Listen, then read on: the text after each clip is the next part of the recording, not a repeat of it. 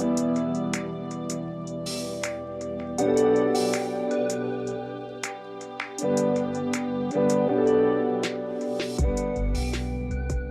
right, what's up, everyone? I got a new mic, so hopefully the voice sounds better on this new recordings. Hopefully the background noise isn't as bad. I guess what I'm trying to do as I record these episodes is to kind of talk about the things that I am still learning or felt like didn't really learn, and those being things that I think could help make my life easier and it's this weird conflict about like not trying to do self-improvement but still make my life easier. It's because when I think about self-improvement, I think about adding or doing something new to make life easier, but I think this is more, what I'm trying to do now is actually more subtractive, like try to get rid of some of these habits that I've built that aren't really helping me out, and maybe they weren't ever super beneficial to me. And I think in general and in life, that's kind of where I'm at, is where for a long time it was like trying to add to my life, and now there's enough there where it's like, all right, let me take a step back and let me see like what stuff I need to clean up. And so it feels like I'm more in a stage of like trying to remove things, and so it's like the addition by a subtraction type of thing. Because I guess what I'm seeing is like trying to keep things simple makes life easier, and that's kind of where I want to be trying to live my life in something that is simple. Because, you know, the other project that I work on my spare time for fun is music. And I think about the type of music that I like, and a lot of it sounds very, very layered. And I think there's a lot of elements to it. But when I think about the music that I try to make, like it's I don't want to try to make it that layered. I think there's one aspect of like, I don't know if I'm good enough to make it that layered. I'm definitely not right now. I think that takes years to learn how to do. So, you know, I'm still drawing stick figures, metaphorically in my music, but there is something that I enjoy in what I'm trying to make of it being simple. And so I guess I'm trying to do more of that in my life, of trying to keep things simple. And one thing that I mentioned on the previous episode that kind of got me thinking about something else is like how I said, you know, when I actually do something, then it changes the whole situation to a point where like sometimes I don't even I don't have to think about it anymore because the outcome is there now. And so I'm not trying to think ahead or plan for the infinite number of scenarios that can happen before I actually take action. Now it's just one, you know, it's the one thing that I got to deal with. And coupling that with kind of my dislike of some of the psychology language that goes around, one thing I've been thinking about is when I describe myself, I will often say like, oh, I feel like I have these perfectionist tendencies. I never say I am a perfectionist because I really don't think so. I think I'm pretty lazy in some regards, but there are certain times where I am feeling like I'm kind of going through things so many times in my head until I want to get it, until I feel like I can get it right.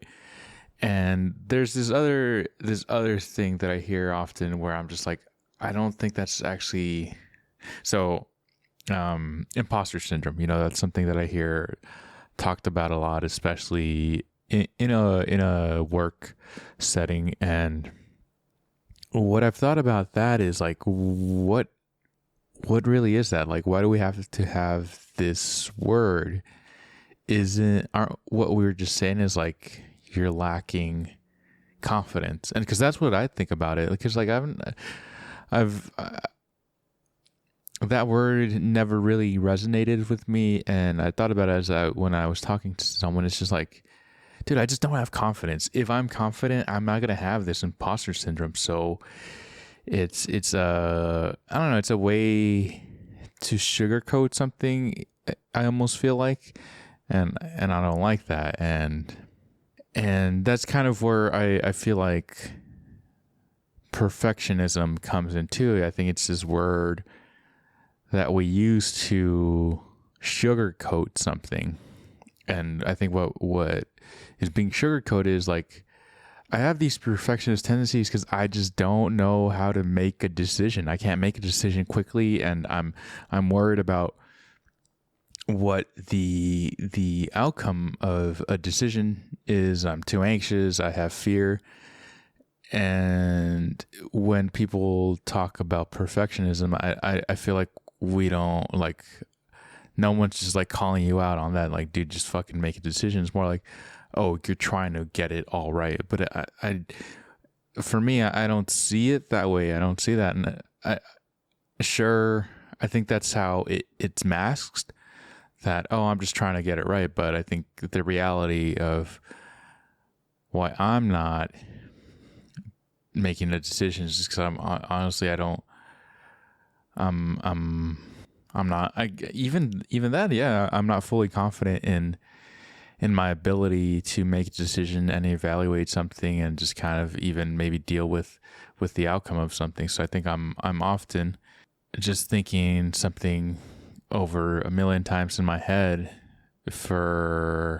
and wasting my time, honestly. Because now that I'm getting more comfortable just going with the flow, honestly, I'm seeing that there's so many more opportunities for me to just make a decision or do something. Not even make a decision, just do something, and then it removes it from being something that I have to think about. Now it's just about moving through life, and it's not about thought anymore. It's more about action, and I think that's what I need more of, is just like more action, and not so much thinking.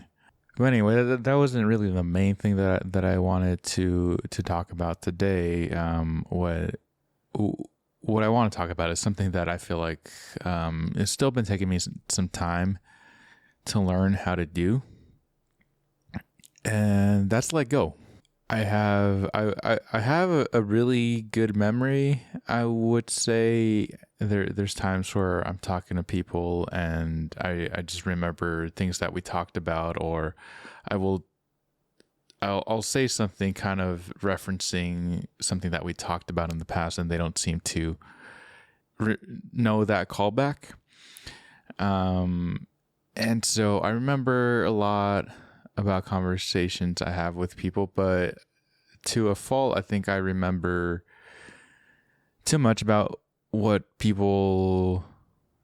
about the times that like someone has done something that made me feel some type of way. And I wouldn't necessarily say I hold a grudge, and I'm not really petty either, but it does get to the point where I feel like I'm keeping count.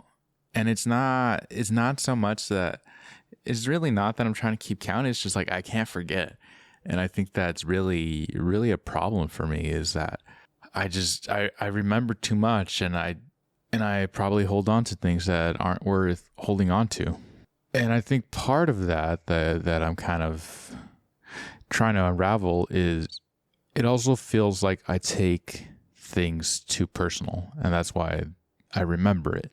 And so one aspect of it is just that I remember it, and then the other aspect of it is that I take it personal. And I guess I wasn't really taught what things are worth kind of keeping track of, and what things you just kind of forget.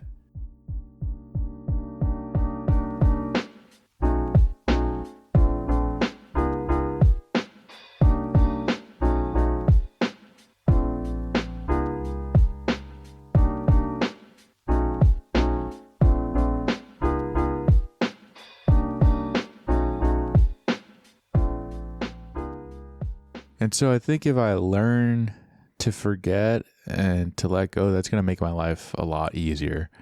And so that's one thing that I'm trying to kind of remove from my life, I guess, is this feeling of taking things personal and remembering what happened all the time. And so I guess that like a big thing that I feel that I know that I've been holding on to, I feel like I try to deny that I'm holding on to it, but I know it's there.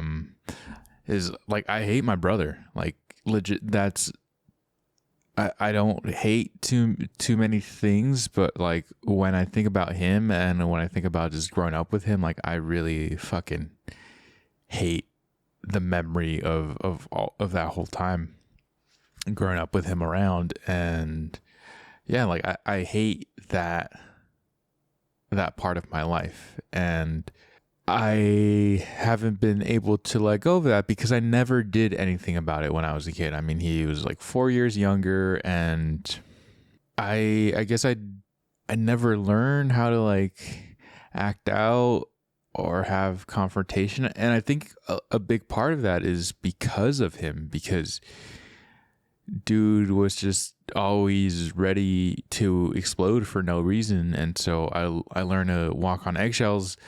And there's a lot of times where I guess I was scared of how he would respond, how his anger would be even worse than it normally was. And so I never really said much to him, but I mean, there's a lot of yelling that I definitely want to do. And I feel like all that is still in me. And that's something that I haven't been able to let go of. And so that's another part is, I think there's one, in cases like this, I think people would say, oh, you just got to learn to forgive someone. And sure, I can forgive someone, but it doesn't mean I forget or that I can let go of that. I think those are two different things to work through.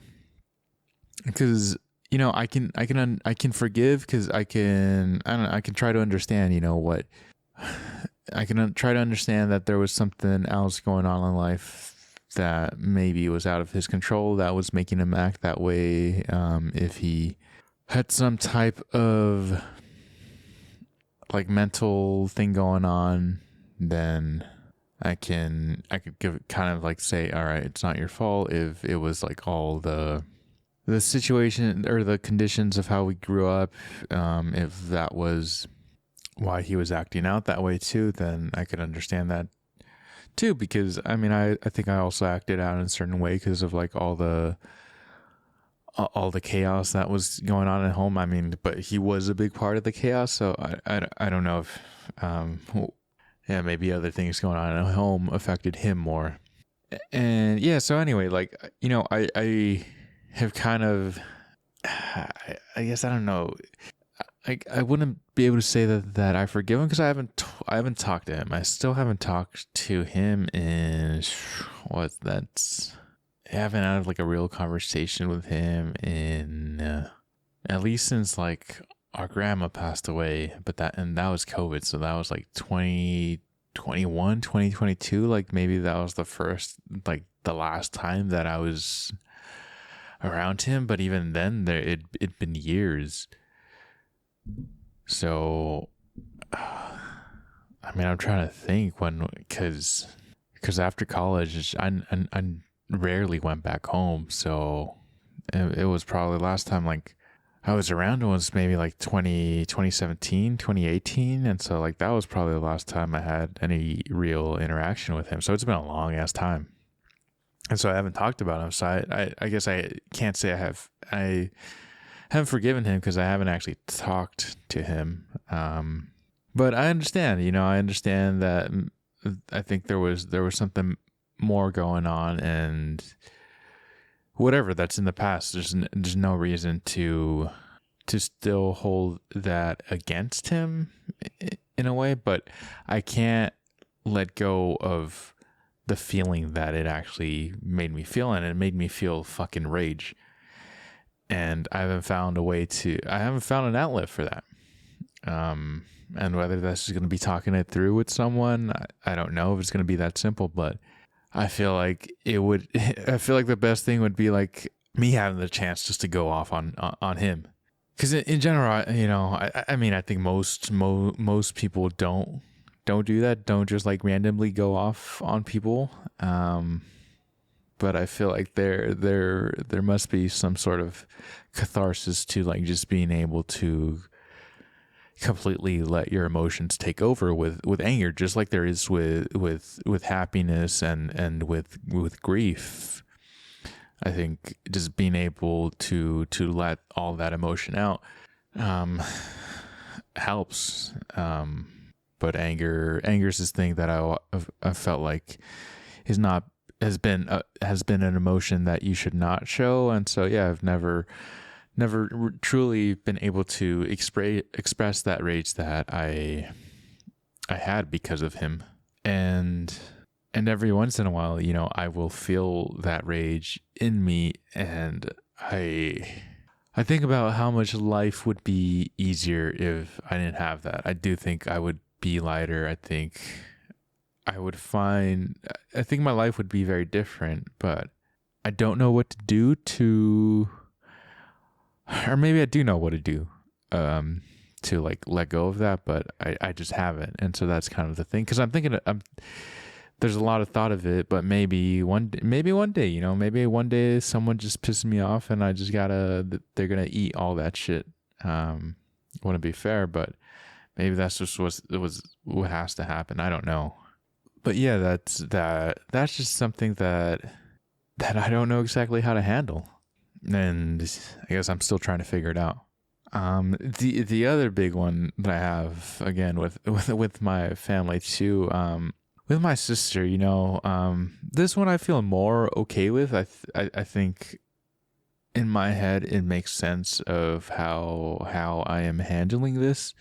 You know how I think there's with men, as we reach our mid-20s and things like that, they say that mental health issues can kind of start to present themselves, and I feel like that kind of happened with my sister. I think at some point, I don't know, some stuff just started happening with her. I mean, we were pretty cool through when I was still a kid, and maybe that's what I don't know either. It's like maybe I was too young to see some of these things that maybe she was experiencing before, or maybe they did just kind of onset as she was older. But I don't know, my sister got a little crazy at some point, and as she was off studying, and so she wasn't really around, and so I think it was also kind of difficult to really see what was going on with her. But there was a couple things where she did like some weird stuff that I was just like, all right, I don't like she would start telling us stuff of like how we're toxic and all this bullshit. She would like distance herself from friends, and just like a lot, like somehow she would stop being friends with people because they did something wrong. But at some point I started looking at it, and I'm just like, I mean, what's the common factor? It's you, right? So I think it was just her expecting too much from people, or something, where it was just like, yeah, I don't know, something going on here. And she would get very defensive if you ever try to be critical about her, so you're just gonna tell her anything. And so there were a couple times where it's fucking weird that she did this. She sent a family email to me, my brother, basically saying she's like gonna stop talking to us because I don't know, whatever bullshit she was on. She does that once, and we're like, all right, whatever. I mean, I don't even talk to her like that, so I was like, I don't know. I'm really not gonna miss you. And so that's whatever. She, time passes. I guess we're still, she gets back in contact in some capacity. And she does it again, and she calls out like each one of my brothers, me and my brothers, and like says things that she thinks is like wrong with us and that we need to work on. And I'm just like, and it's just like that's a fucking, I don't know, it's a fucking weird thing to do, man. She didn't say it's that much shit about me, but I thought it was really weird to air out, what she thought about everyone in that way. And so whatever, she's doing her thing. It's just like ignore it. That's just like bullshit. Why am I gonna get caught up in that? And so we're back in contact again. I move up to the Bay Area. She's been living out here for some time, and she's living out in Vallejo. And it was weird too. She always was telling people that they should move to Vallejo, even though it was like, what the fuck is anyone gonna do in Vallejo? And she's been talking about buying a house and all this other stuff, and like me and my brother have been talking about it too. And she calls me one day and she's like, hey, my landlord's actually thinking about selling their house, and I don't know, I think maybe we could look into it. And I just told her, I was like, honestly, I wouldn't go into something with you. Like, if I'm gonna go into buy a house, it's gonna be with my brother, because I mean, like, shit always happens to her. I wouldn't really trust that some bullshit's not going to come our way if I went in on it with her. But she's also very, very, she flip-flops around between what she wants to do. She's always saying like, oh, this place is calling me and whatever. So I'm just like, I don't even know how long you would be out there, but also why the fuck would I want to buy a house out there? I don't want to move out there. And so whatever, she kind of sounds disheartened, and just leave it at that. I don't think too much of it. And then she sends me a message after the call. She's like, hey, David, I just want to let you know, I thought that was really misogynistic of you to say that. And again, it's like, I would like, in my mind, I'm saying it's because of you. It's because of you that I don't want to do this. Are you trying to argue that it's because that you're a woman that your life is like always seems to be in shambles? Or I'm not really understanding this. But I thought it was uncalled for her to say it was misogynistic, because I'm not trying to say it's because you're a woman. And no, it's because your fucking life seems to be a mess a lot of the time. So why would I want to get involved in your mess with something, as serious as buying a house? And so I'm like, all right, like, if you think that, let me talk to you about it. And she's like, hey, I don't have the time right now. I'm busy. I'm doing, and that was like the thing that crossed the line for me, where I was like, no, fuck that. I mean, if you're going to come at me, you can't just come at me, say your piece, and then be like, no, I can't talk about this anymore. And so with her, that's one thing I haven't let go of. And I think for me, I feel totally fine that being something that I don't let go of, because I think it's totally justified. That is just like someone's just acting on some bullshit, and they're gonna keep doing that. And so sure, I could let go of it, but I think it's gonna come back down the line. And so, is what it is on that one. So yeah, I guess the point of talking about those things is that I don't think I have to let go of everything. And what I'm trying to learn is what things are worth letting go of and what things aren't. Because I guess the common thread that I'm seeing is whether I take something personal or not. And that's still something that I have to unravel, why it is that I take some things personal versus other things that I don't. Because like the thing with my brother, I don't really take that personal, but the thing with my sister, I do take that personal. And so like I have, that seems like something I attach more to that, and can create more justification to myself of like, yeah, I'm not going to let this go, and I'm going to hold it against someone. And I've been seeing it in things with friends now, and like girls that I'm trying to date, is I think there's a lot of times where I take things personal, and so like I think about it, but as I'm like slowly starting to move towards like not thinking of things as being personal, then I can ignore them or like just get them out of my mind, and they're just not things that weigh so heavily on me. But yeah, I guess that's something that someone didn't really teach me, that I don't have to take everything personal. And so I guess that'll be a thing to be looking out for, to try to make my life easier, is not make everything about me, or not, I guess, not make people's choices about me, or like not to try. I don't know. I think I just have to. I guess I don't even know how to reframe it. Because I guess how I would be thinking about it right now is that if someone makes a decision, it was in a way that they were thinking that how it would directly impact me. But I'm going to guess that that's not typically the case, that most people aren't making decisions thinking about how it's going to affect other people. And so then I guess the way to reframe it is for it to be a choice of if I want something that someone else is doing to affect how I'm behaving or acting. Yeah. Because even like with people's emotions and things like that, I've been trying not to let them affect me as much. I think a lot of times I will kind of try to chameleon to fit the situation or like the emotions of people around me, and I feel like I got to do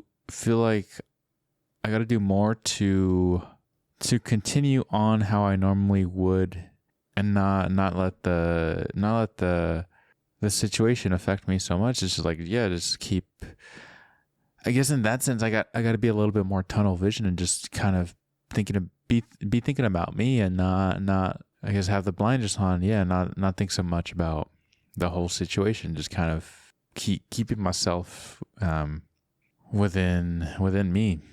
But yeah, I think that's something from the content that I watch. I think that's something that people struggle with, and so I thought it'd be useful to share my train of thought with that right now. So, yep, thanks for sticking by. Catch you next time.